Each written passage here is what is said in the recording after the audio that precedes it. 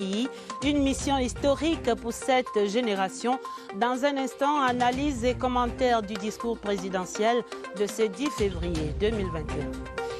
L'appel du pied de la jeunesse vers le gouvernement, la deuxième édition du Hangout ce 11 février, une plateforme d'échange sur les politiques publiques en faveur des jeunes et ils en veulent, ils en redemandent, entendra-t-on dans ce journal.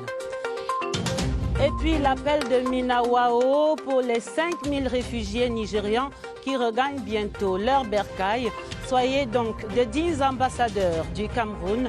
Nous irons vivre la signature de l'acte de rapatriement volontaire dans l'extrême nord. Voilà pour les titres. Développement après ce message.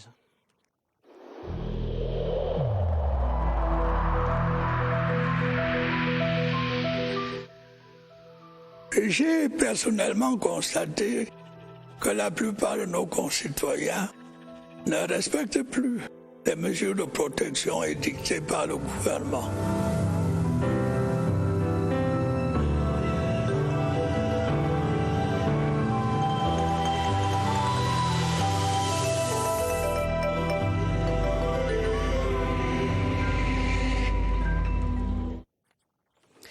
La 55e fête de la jeunesse vit ces dernières heures, une édition hors du commun plombée par la crise sanitaire mondiale, mais illuminée hier soir par l'important discours du président de la République à la jeunesse. Nous en parlons dans un instant, mais d'abord cette actualité au Palais de l'Unité où un envoyé spécial du président centrafricain a été reçu en audience hier mercredi par le chef de l'État. Elle s'appelle Sylvie Baipo-Temon, elle est ministre centrafricaine des Affaires étrangères. Elle était porteur d'un pli fermé du président Faustin Archange Touadéra à son homologue, son Excellence Paul Biya du Cameroun. Au cœur des échanges, bien entendu, la situation sécuritaire fort précaire en République centrafricaine. Reportage au Palais de l'Unité, Yves-Marc Modzo. Entre le Cameroun et la République centrafricaine, comme d'ailleurs avec l'ensemble des autres voisins, il existe une interdépendance naturelle qui appelle à des contacts réguliers. Ce fut ainsi le cas ce mercredi 10 février 2021 au Palais de l'Unité, où son Excellence Sylvie Baipo-Temon, ministre centrafricain des Affaires étrangères et des Centrafricains de l'étranger, est accueillie au perron peu avant 15h30 pour une audience avec le président de la République Paul Biya. Madame Sylvie Baipo-Temon, ministre centrafricaine des Affaires étrangères. Monsieur le Président. Dans un premier temps, il va s'agir pour l'envoyé spécial du président de la République centrafricaine, Faustin Archange Touadéra, de remettre au président Biya un pli fermé de son homologue de RCA. La République du Cameroun a toujours été un fort soutien à la République centrafricaine, notamment à travers la composante MINUSCA, l'opération de maintien des Nations Unies en Centrafrique. Un fort contingent camerounais est impliqué dans justement cette opération de maintien de la paix. Nous avons également, en termes d'échanges économiques et d'échanges commerciaux avec la République du Cameroun, des échanges riches. L'axe vital de la République centrafricaine est notamment justement le corridor qui relie le Cameroun à la capitale centrafricaine. En proie à quelques poussées de fièvre depuis quelques années, la République sœur de Centrafrique connaît un regain de tension depuis la dernière élection présidentielle. Une situation que les autorités du pays s'emploient, avec le soutien des pays amis et de la communauté internationale, à juguler. Sur le terrain, déjà, il y a une formidable chose qui s'est passée en fin d'année.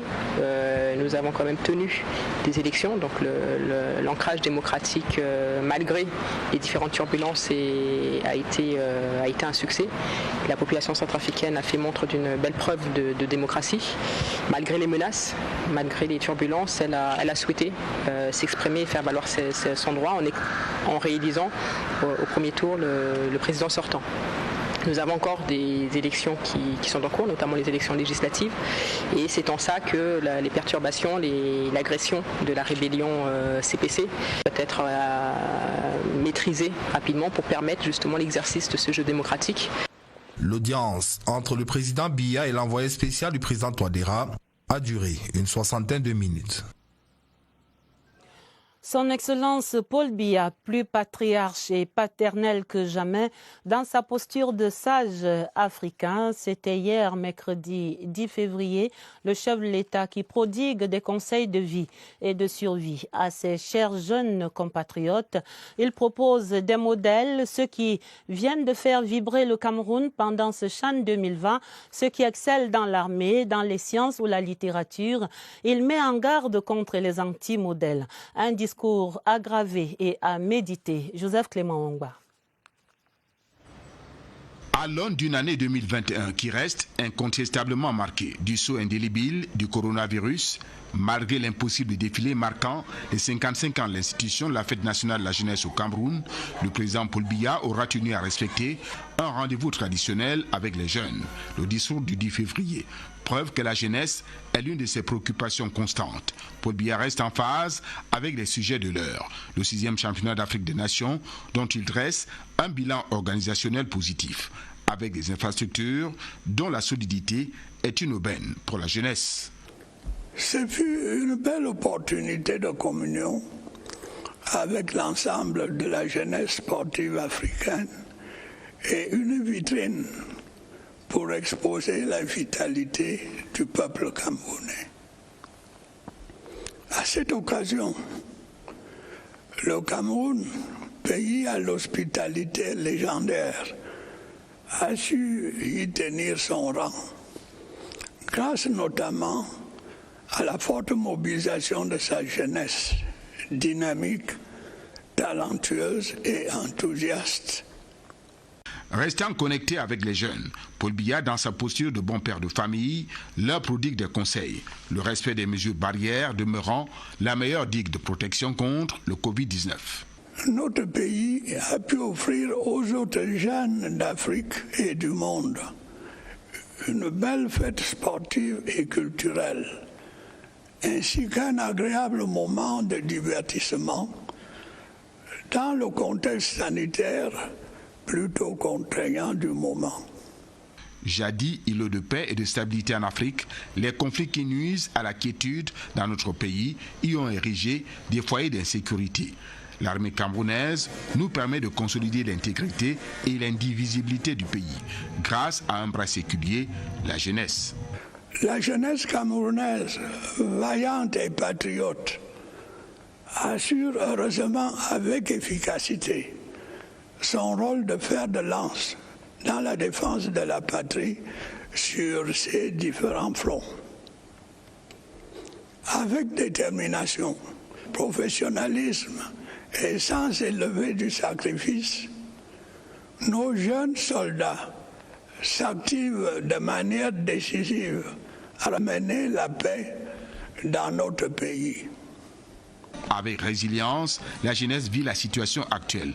Paul Biya lui recommande foi et optimisme en l'avenir. Avec le succès de cette compétition sportive, j'ai envie de dire que l'année 2021 commence sur une note positive pour notre jeunesse. Et je souhaite que cette bouffée d'oxygène ravive durablement l'espoir en chacun d'entre vous. Constant dans le ton, pédagogue dans la forme, Paul Biya montre une fois de plus que la jeunesse peut et doit compter sur sa sollicitude. Et c'est un discours que les acteurs du football national gagneraient à transformer en livre de chevet si le chef de l'État s'est réjoui, comme on vient de l'entendre, de la belle réussite du CHAN 2020 comme vitrine de la vitalité du peuple camerounais. Il exhorte surtout les instances fêtières du football camerounais à se ressaisir et à ramener la sérénité dans leur organisation dans la perspective de la CAN Total Cameroun 2021. Et ce sont là des prescriptions sans fioriture. Germain Noël Essengue. Saisissant la balle au bon, le premier sportif camerounais marque son satisfecit sur le déroulement de la compétition. Belle opportunité de communion avec la jeunesse sportive africaine. Le Cameroun, pays à l'hospitalité légendaire, a su y tenir son rang, grâce notamment à la forte mobilisation de sa jeunesse, dynamique, talentueuse et enthousiaste. Le chef de l'État se projette déjà sur la prochaine CAN où il souhaite la manifestation de la même vitalité. La Coupe d'Afrique des Nations de football, CAN Total Cameroun 2021. Je ne doute pas un seul instant que ce sera encore pour vous l'occasion d'exprimer votre dynamisme, votre talent et votre enthousiasme. Nous nous sommes dotés d'infrastructures ultra-modernes, dont quelques-unes ont été mises en service pour la première fois à l'occasion du chant qui vient de s'achever. Sachons les préserver. Le chef de l'État affiche cependant sa déception et interpelle les instances de football à fumer le calumet de la paix. C'est le lieu pour moi d'inviter les instances fêtières du football camerounais à se ressaisir et à ramener la sérénité dans leur organisation. Un homme averti en vaut deux. Des réactions très positives affluent après cette prise de parole du chef de l'État. Je vous propose un florilège d'avis de leaders politiques et de la société civile à l'intérieur et à travers la diaspora. C'est une synthèse de Oswald Medon. Le rendez-vous est devenu une tradition, un moment de partage que les jeunes ont avec leur chef d'État. Et cette année encore, le discours du président Paul Biya a été scruté à la loupe. Il demande encore aux jeunes de saisir la perche pour marquer la transition qui leur est offerte. Parce qu'il dit, avec cette constitution de la démocratie, des organes démocratiques, les jeunes peuvent maintenant rêver et penser à la transition tant voulue par plusieurs. Dans les détails, ils ont vu un dirigeant cohérent, soucieux de celle qu'il appelle affectueusement ses chers jeunes compatriotes. Nous devons être autonomes, avec une amélioration de notre statut social. Cela est l'objectif premier recherché par la politique d'insertion des jeunes qui, à mon avis, le chef de l'État, pour lui, c'est un bras séculier jusqu'à aujourd'hui. Ce 10 février 2021, chaque jeune Camerounais s'est senti interpellé. On a souvent l'impression que la diaspora est un problème, mais le chef d'État profite de cette énième fête de la jeunesse pour rappeler à nous autres qui sont partis, qui sommes désormais de double culture, qu'il est dans l'intérêt national, à la fois des différents acteurs, d'impliquer la diaspora dans les différentes actions qui sont menées, les différentes politiques qui sont mises en place au Cameroun aujourd'hui. À chacun présent de jouer sa partition, comme une pierre à l'édification d'un pays prospère, ce pays que le chef de l'État appelle de tous ses voeux. Ici à Yaoundé, c'est le musée national qui était l'un de ces points névralgiques pour accueillir le discours présidentiel hier soir. C'était l'esplanade de ce bel édifice où la CRTV a installé ses quartiers pour une émission spéciale fort courue tout au long de la nuit, en présence notamment du ministre Mounou Nafoutou, des 180 parlementaires jeunes et moins jeunes et du directeur général de l'Office, Charles Ndongo.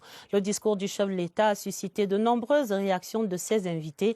Propos à suivre dans ce reportage de Martine Noël-Dengue.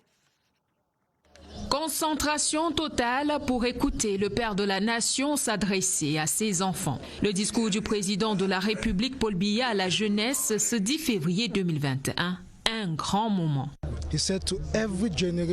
Il a dit à chaque génération correspondante une mission historique pour le futur du pays. Et la mission de cette génération à laquelle j'appartiens en tant que jeune est de travailler pour la paix et le développement de ce pays. Il ne peut y avoir de prospérité sans paix. Écoute tout aussi attentive chez les députés jeunes. Ce que j'ai retenu particulièrement, c'est l'appel lancé par le président de la République à la jeunesse de ne pas se fier au mauvais usage des réseaux sociaux, de ne pas être ceux-là qui diffament la nation, mais ceux-là qui sont les ambassadeurs de paix. Une jeunesse travailleuse pour qu'on puisse atteindre cette émergence-là en 2035. Ce qui m'a marqué dans le discours, Toutes nos excuses pour la fin plutôt abrupte de ce reportage de Martine Noël Ndengue. Dans les régions également, c'était un discours fort suivi. Allons dans la Damawa par exemple, où le traditionnel message du chef de l'État à la jeunesse était attendu et il a été suivi avec une attention particulière. Voici quelques réactions compilées dans ce reportage de Ibrahim Mohamed Abbassi à Ngaoundéré. Pour les jeunes de la région de la Damawa, le discours du chef de l'État de ce 10 février est riche d'enseignements. Le président nous interpelle à être conscients, avoir une conscience patriotique. Ces messages du président de la République engagent les jeunes à rejeter les chemins faciles et à rompre toute alliance avec les démons de la haine et de la division. Cette jeunesse consciente qui lutte pour la paix au quotidien, pour l'unité, pour l'intégration nationale. Comme ces jeunes, les populations, forces vives et autorités n'ont rien raté de cette communication présidentielle. Le président de la République assure que des projets et des programmes sont faits à l'attention de cette jeunesse. Elle doit donc s'estimer heureuse, elle doit s'estimer encadrée et dans ce contexte, cette jeunesse doit éclore son génie, son talent. Le chef de l'État a parlé et les jeunes de la Damawa ont compris que la construction nationale est une affaire de tous. La Yaoundé également choisi pour abriter l'événement de ce jeudi 11 février, la rencontre entre la jeunesse et une dizaine de membres du gouvernement, les 180 députés jeunes, les associations jeunesse et d'autres porteurs de projets ont ainsi échangé avec des ministres chargés de leur épanouissement, des sujets tels que l'employabilité, les modalités de la participation de la jeunesse au développement et à la paix. C'était la seconde édition de cette plateforme baptisée Hangout du Minjek. La synthèse des débats avec Barbara Padjama.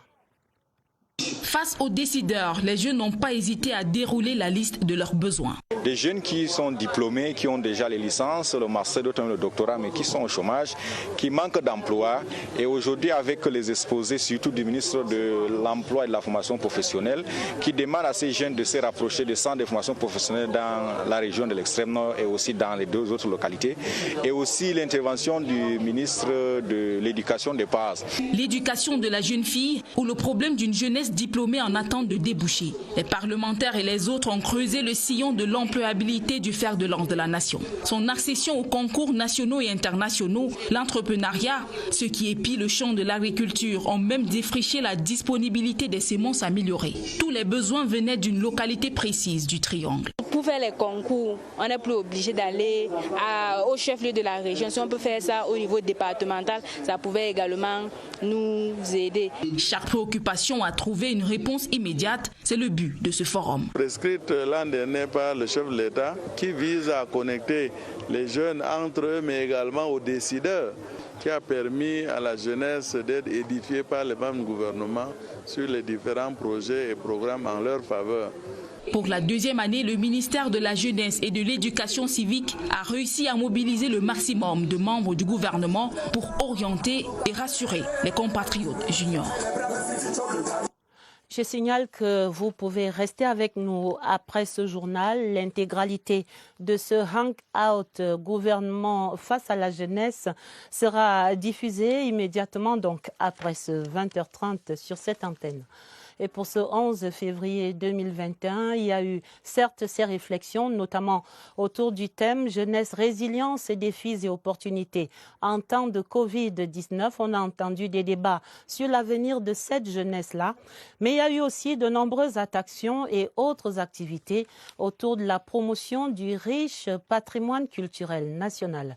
Et toutes les aires socioculturelles du Cameroun étaient en vitrine encore ce 11 février. Nous retrouvons encore le musée national avec Laurence Okalia. Pour éviter le défilé de la Covid-19, il a fallu un tout autre boulevard ce 11 février. Quel lieu plus indiqué que le musée national de Yaoundé, socle de la culture et des traditions, pour donner un écho à la dextérité culturelle de la jeunesse, celle qui veut danser, chanter pour encourager. Le message qu'on a véhiculé, en fait, c'était par le son d'un de nos artistes, Avero Jazz, le Nyama. On encourage tous ceux-là qui se battent pour réussir dans leur vie, laisser un peu la vie facile. Un jargon peu commun au public, mais il n'a jamais manqué de répondre à l'appel du tam-tam de l'unité. Cette fois-ci, c'est les jeunes qui lèvent le drapeau blanc. La jeunesse, et nous faisons tout à notre niveau pour promouvoir la communication interculturelle, le vivre ensemble. Nous demandons à la jeunesse camerounaise de rester très forte, de continuer à vivre dans la solidarité, l'amour, la paix, car le Cameroun est un pays un et indivisible. La célébration du 11 février 2021 n'a pas été celle des années précédentes du fait de la pandémie à Covid-19, mais tout le monde était convié au bal masqué. Direction le littoral à Douala, même restriction et même distanciation sociale pour cause de Covid-19. La grande effervescence habituelle de ces parades du 11 février a été remplacée par des causeries éducatives, des débats et des activités culturelles. Voyons donc l'ambiance de ce 11 février 2021 à Douala. C'est un reportage de Rufin Kacham. Une fête de la jeunesse en grande parade, c'est une première à Douala, 55 ans après la toute première édition. Pour éviter la propagation de la pandémie à coronavirus qui tient en respect la planète, les autorités ont décidé d'annuler le traditionnel défilé du 11 février. À la place de la Besséké, l'ambiance des jours de fête n'est pas au rendez-vous. Il en est de même ici à la place des fêtes de Douala 4e à Bonabéry. Pour les élèves et enseignants, ce jour férié est un moment idéal pour faire quelques révisions à domicile ou se faire une santé à travers la pratique du sport. Du côté des associations de jeunes, on a mis cette journée à profit en organisant des causeries éducatives autour du thème de la fête. Les collectivités territoriales décentralisées se sont également adaptées à la nouvelle donne. La ville de Douala a remis des distinctions honorifiques aux jeunes de la cité économique. Fête de la jeunesse 2021 très relevée à Bamenda dans la région du Nord-Ouest. Là-bas, de jeunes entrepreneurs ont reçu des prix d'excellence, une initiative de la délégation régionale de la jeunesse et de l'éducation civique qui a ainsi ciblé 15 domaines porteurs comme l'agriculture, les TIC ou encore l'industrie animale. À la manœuvre, le gouverneur de la région du Nord-Ouest, Adolphe Lélé-Lafrique, et ses recommandations. C'est dans ce reportage de Emmanuel Koloko à Bamenda. C'est la deuxième édition du Youth Excellence Award qui récompense les jeunes dynamiques investis dans l'entrepreneuriat. 15 domaines pratiques pour le développement sont honorés par la délégation régionale de la jeunesse et de l'éducation civique dans le Nord-Ouest. Je peux transformer 500 bouteilles de chaque produit. Je vais seulement remercier les Irachi pour voir ce travail dur que j'ai fait et puis pour m'offrir cette award. Les domaines tels la menuiserie, le digital ou les bâtiments et travaux publics sont aussi couronnés. Une initiative appréciée par les autorités administratives du Nord-Ouest. Je voudrais par conséquent, tout en les félicitant, demander à ceux qui n'ont pas été récompensés cette année de multiplier les efforts pour être récompensés l'année prochaine, qu'ils sortent pour ceux qui sont encore en brousse de leur retranchement pour contribuer à la construction nationale. Même si le traditionnel défilé du 11 février n'a pas eu lieu cette année, les jeunes de la région ont de quoi élever leur idéal afin de participer à l'éclat du label Cameroun. Dans le sud profond, Bipindi, département de l'océan, on a fait corps avec l'ensemble du territoire national. Pas de défilé pour ce 11 février. La semaine préparatoire qu'on nomme la onzaine a connu des activités commémoratives accentuées sur les réflexions, l'investissement humain et tout s'est achevé hier en soirée avec le traditionnel discours du chef de l'État, la jeunesse. L'ambiance pour ce 11 février à Bipindi, c'est un reportage de Daniel Menanga. Décor de la 55e édition de la fête de la jeunesse, Bipindi dans la région du Sud, aux couleurs du thème, commémoration en pleine crise sanitaire. Bipindi a respecté les mesures gouvernementales d'interdiction du défilé, mais un certain nombre d'activités ont été déroulées. L'audition du discours du chef de l'État à la jeunesse, au terme du discours du chef de l'État, une causerie éducative a eu lieu. Les jeunes ont été sensibilisés sur les dangers, notamment la consommation de la drogue et l'alcoolisme. Le 11 février 2021 à Bipindi, doux réveil et la même ambiance le long de la journée. Journée déclarée fériée et chômée sur l'ensemble du territoire national. Mais pas pour les petits commerçants et les activités informelles. Il faut bien vivre. La vie, c'était la veille, le 10 février. Une date clé dans l'agenda des jeunes. Venus de Grande Zambie, 12 km d'ici, et d'autres villages voisins des 9 arrondissements de l'océan, pour noyer les excès et garder le meilleur de leur jeunesse. Autre chose à présent dans le journal avec ce chiffre, 5000 Nigérians réfugiés au camp de Minawao vont regagner leur pays natal entre le 27 février et le 7 mars. Ainsi en convenaient hier mercredi les gouvernements camerounais et nigérians sous l'égide du HCR, le Haut Commissariat des Nations Unies aux réfugiés. Il s'agit là de retours volontaires sécurisés par les Nations Unies parce que d'autres réfugiés nigérians ont choisi de rester encore chez nous et les autorités d'Abuja saluent ainsi l'hospitalité légendaire du Cameroun et de son président Paul Biya. L'envoyé spécial à Maroua raconte cette cérémonie, c'est Augustin Guizana. L'accord tripartite Cameroun-Nigeria au commissariat des réfugiés en faveur des réfugiés nigérians du camp de Minawao tient sur 12 points. Le document insiste sur le rapatriement volontaire. En effet, ayant fui les atrocités de Boko Haram en 2013, certains réfugiés, notamment de l'Est du Nigeria, souhaitent retourner chez eux. Selon le gouverneur de Borno State, ceux-là sont identifiés dans 751 ménages. Au nom du gouvernement nigérian, Babagana Oumar Azulum remercie le Cameroun et son président Paul Biya qui, dira-t-il, n'ont ménagé aucun effort pour encadrer ses concitoyens en détresse. Les autres points de l'accord tripartite sont un ensemble de mesures d'accompagnement des réfugiés et leurs biens parce que les premiers convois seront organisés du 27 février au 7 mars 2021.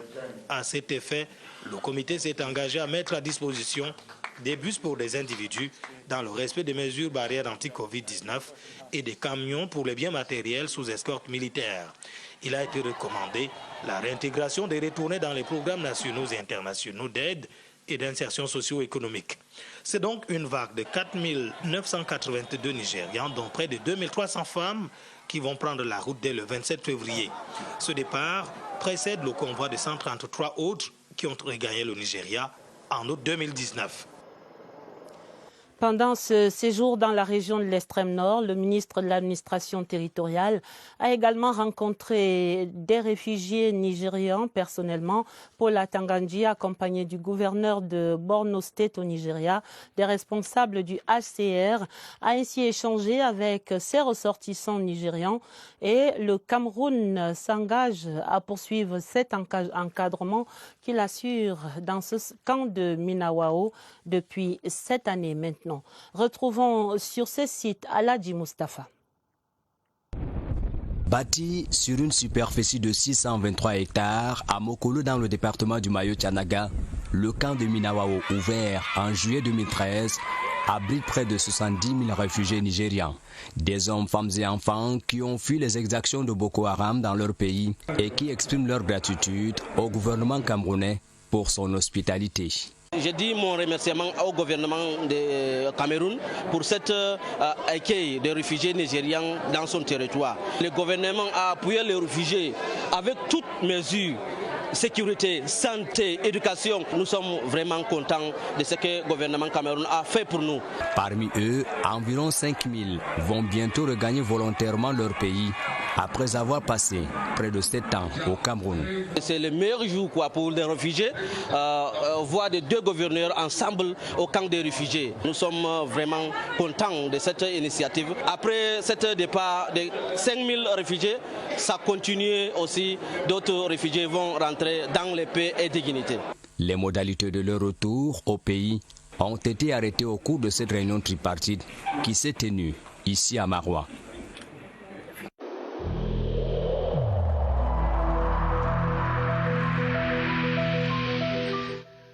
Je vous exhorte de nouveau à porter vos masques, à vous laver régulièrement les mains et à faire appel à un médecin ou à tout autre personnel de santé au cas où des symptômes apparaissent. C'est le seul moyen de préserver les vies et de freiner la propagation du virus.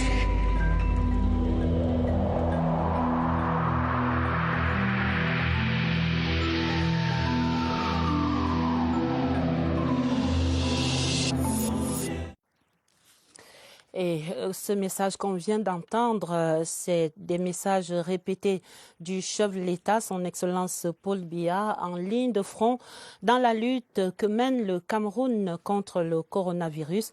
Le chef de l'État, dans son discours hier soir, 10 février, à la jeunesse, se réjouissait encore du respect des mesures barrières pendant le CHAN 2020. Et je vous propose maintenant de revenir sur cet aspect précis avec Évariste Eyanga, notre reporter déjà posté au Centre des opérations d'urgence de santé publique à Messa. Bonsoir Évariste, comment entendre ces mots du chef de l'État ? Au plan sanitaire, leçon tirée par le président de la République lors de son adresse à la jeunesse hier, lui qui reconnaissait que le Cameroun a offert une belle fête du football et de la culture au monde entier, à la jeunesse africaine, et que cela a été réussi parce que les gens ont observé les prescriptions du gouvernement camerounais ainsi que toutes les autres dispositions imposées par les organisateurs du tournoi, le CHAN 2020 au Cameroun, ce qui veut dire que c'est le fait d'avoir respecté les mesures barrières qui a permis que la toute première compétition d'envergure internationale ait été organisée au Cameroun avec panache, avec réussite. Cela veut dire également que dans d'autres occasions, si l'on doit réussir une organisation dans le contexte sanitaire assez délicat actuel, il faudrait absolument se soumettre au respect de ces mesures barrières. Il y a des échéances qui arrivent également. Il s'agira de reconduire la même discipline, d'observer les mesures barrières. Et c'est entendu, Évariste, merci infiniment.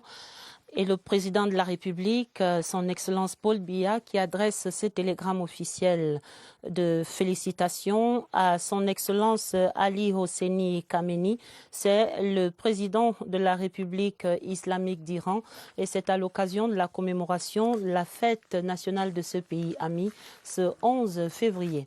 L'Agence de régulation des télécommunications, l'ART, qui entame maintenant la phase d'application du décret du 3 décembre 2020. Ce décret, rappelez-vous, qui porte réorganisation de l'ART, un plan de mise en œuvre de cette réforme vient d'être adopté. C'était un atelier couplé à la 51e session du Conseil extraordinaire, le Conseil d'administration de l'ART, et c'était à Ebolova, dans le sud, où nous retrouvons pour les détails et les précisions Charles Abosoloba. L'Agence de régulation des télécommunications amorce un tournant décisif de son histoire, notamment avec le décret présidentiel du 3 décembre 2020 portant réorganisation et fonctionnement de l'organe. Il était question pour le top management, en ce début de l'exercice 2021, de mener une réflexion afin de s'approprier cette nouvelle réforme et définir ses moyens de mise en œuvre. Nous tenons justement à remercier le président de la République qui a bien voulu accorder des coudées franches, donner un souffle nouveau, de l'oxygène à l'Agence de régulation des télécommunications à travers ce décret. Nous sommes donc réunis à Ebolova pour décliner en résolution les résultats du travail effectué préalablement à la direction générale par un groupe de travail qui a été mis en place dès le début du mois de décembre par le directeur général de l'ART. Le plan de mise en œuvre des axes de réforme proposés à l'issue de ces assises a été adopté par le conseil d'administration. Une batterie de mesures innovantes ayant pour but de renforcer l'efficacité de l'ART dans la régulation des télécommunications au Cameroun. Nous avons parlé de la réduction de la fracture numérique et Dieu seul sait que la réduction de la fracture numérique est consubstantiellement tributaire de la maîtrise de la facture du numérique. Nous devons avoir la qualité du service, c'est vrai. Le réseau doit s'étendre à tous les citoyens pour que cette société digitale à laquelle souhaite nous conduire le président de la République soit une réalité dans le quotidien de tous les Camerounais. Mais également, nous devons amener les opérateurs à pratiquer des prix et des coûts compétitifs. Désormais paré de ces nouveaux attributs, le régulateur du secteur des télécommunications est prêt à jouer pleinement sa partition, celle de faire respecter les lois en vigueur par les opérateurs et de préserver les intérêts du consommateur camerounais.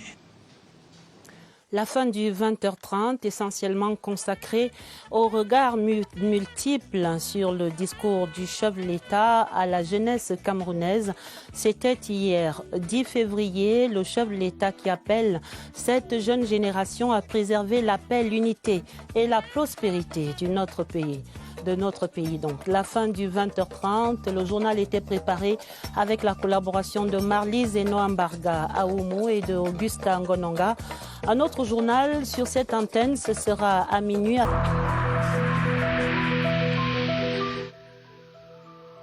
Malgré nos efforts, le Covid-19 a endeuillé de nombreuses familles et provoqué de graves difficultés dans le fonctionnement de notre économie et de notre société.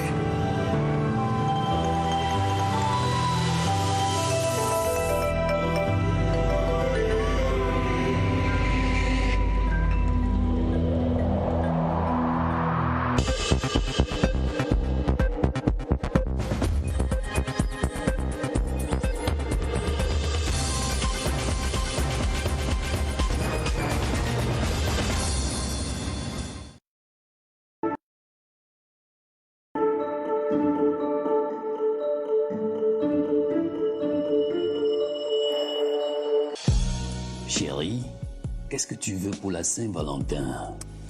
Je veux une maison, un voyage.